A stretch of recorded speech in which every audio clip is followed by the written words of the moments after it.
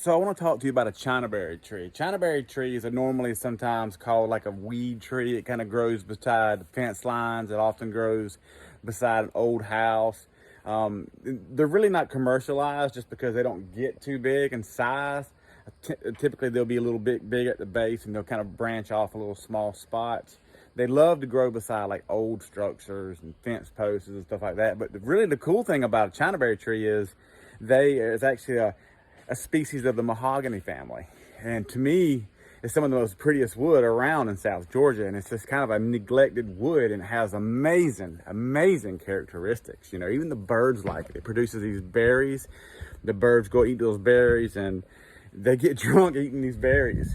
And it's a really amazing tree. And one of my probably favorite things about it is it's just underrated. And some of the people that have Chinaberry snare drums are some of the best sounding drums that you can get, mainly because the wood, you know, and having like little small sawmills, you're able to kind of utilize and cut a lot of this stuff up. So I have this 13-inch snare drum that we made in 2019. It's very special to me, and we're gonna put it up for auction on Reverb.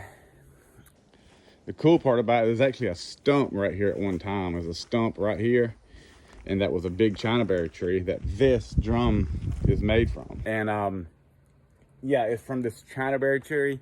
It's very unique. Has a lot of body, a lot of depth. If you like mahogany, you definitely would be a fan of the Chinaberry. But the problem with the Chinaberry is the wood's small. So not to mention you have to cut it in small chunks. You can't just get a 20-foot section out of it like the mahogany trees you can. But the Chinaberry trees, they get big too, but for the most time they kind of get cut down when the tree, you know, they get cut down when the house falls or they're clearing land. A lot of times they'll just push these trees into the burn pile because they look just like a weed tree. But man, when you crack open a Chinaberry tree, you're talking about some of the prettiest grain patterns, some of the sonic, and the wood really has a nice dark tone.